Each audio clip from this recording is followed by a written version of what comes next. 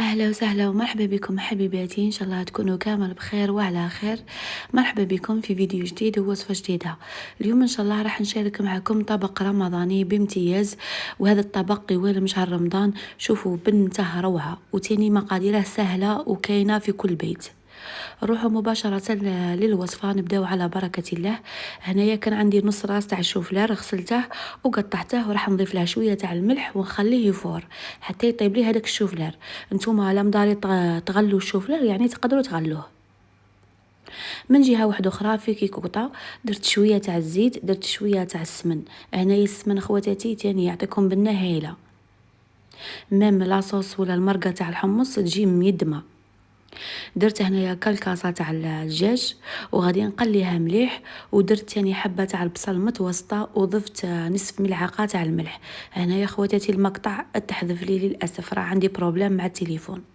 درت ثاني رشه تاع الحرور اللي هو فلفل الكحل، ورشه تاع الكركم، ورشه تاع مسك الجبير يعني ملعقه صغيره. درت ثاني حبه تاع طماطم ربيتها، وتاني عندي زوج ورقات تاع الرند وشويه تاع القرفه. شوفوا هنايا درت نصف ملعقه كبيره تاع الفرينه، هي راح تخلي لكم هذيك لاصوص تاع الحمص ثقيله وتجي بنينه، جربوها. زدت ثاني كمشه تاع الحمص، يعني ديروا حساب افراد العائله نتاعكم. وهذا الحمص راني مشمخاته ليله من قبل، يعني غير طيبوه دوك ما يشدلكمش طياب بزاف. مرقت كامل هاد لاصوص بالماء يكون سخون. ودرت تاني كمشه تاع كرافس قزبر عفوا، الا كان عندكم الكرافس ديروه، انا ما كانش عندي. نخلي هذاك الحمص يطيب. من بعد دوك نوري لكم هنايا في الاخير بعد ما طاب لي شويه، خاصني غير نثقل له هاد لاصوص وصاي. شوفوا هنايا الحمص طاب. دروك غادي نخليه قد ما ينشف وتنشف هذيك لاصوص شويه، ونوري لكم في الاخير.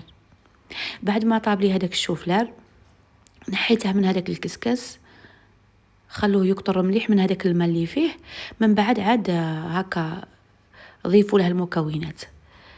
شوفوا مرسته هكا بالفرشيطه، ونضيف له شويه تاع بولياشي، الكميه اللي كانت عندكم ديروها. وكي غادي تاكلوا هاد الشوفلار ما غاديش كاع تعرفوه باللي شوفلار، يعني يجي بنين بنين روعه. درت فلفل كحل، ودرت ثاني شويه تاع الكركم وشويه تاع الكمون وشويه تاع مسك الجبير وشويه تاع القزبر. هنايا خواتاتي في هاد الشوفلار حذاري ديروا الثوم، لانه الثوم راح يعطيكم طعم ثقيل بالبزاف ويجي قاطع وما يتوالمش مع هاد الشوفلار. درت حبه تاع البيض، ودرت ثاني شويه تاع فرماج رابي. نخلط هاد المكونات كامل مع بعضها كما راكم تشوفوا. من بعد نجيب هاد المول اللي راح ندير فيه هاد الكرات تاع الشوفلار. دهنت هاد المول بالمارغرين هكا باه ما يلصقليش. نتوما المول اللي عندكم ديروا فيه، من الاحسن يكون هكا دائري باه يعطيكم شكل شباب. وعمرت هادو لي مول كما راكم تشوفوا. درت كامل ملعقه صغيره وبديت هكا نبلاطي في هاد الشوفلار. من جهه واحده اخرى راني دايره الفرن يسخن على 180 درجه مباشره، نطيبهم من تحت. من بعد نعاود نقلب هاد المول ونخليهم يطيبوا تاني هكا من الفوق. وهذه هي.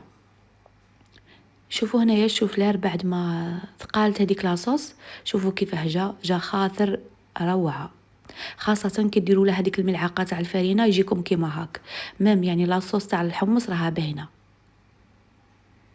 وهذا هو هذا هو الشوفلار بعد ما طاب لي. شوفوا كيفاه يجي حمر. انا ما بغيتش نحمره بزاف من الفوق، يعني حمرتها غير من تحت حتى اللي ينشف لي هذا مكان. وندير في الاخر هكا هاد الكرات بهذه الطريقه. التزيين يبقى اختياري. هنايا درت لابوش فيها شويه تاع الفرماج ودرتهم هكا في الوسط، ودرت تاني شويه تاع القزبر، يعني كتزيين. تزيين نتوما اختياري. وقلت لكم هذا الطبق راهي والم شهر رمضان، غير جربوه ومكوناته بسيطه، يعني حاجه كاينه في الدار. هنايا تاني درت هذيك الورده تاع الطماطم، يعني راني مضالي نخدمها معاكم في القناه. وهذا هو الطبق نتاعنا، راه واجد. شوفوا كيفاه جا لاصوص جات خضراء، ما هذاك الشوفلار يجي بنين بنين، ويعني البنه تاع الشوفلار ما تجيش فيه كامل. ان شاء الله خواتاتي هذه الوصفه تعجبكم وتجربوها، ودائما نقول لكم تبحثوا لي تطبيقاتكم عبر الفيسبوك ولا الانستغرام.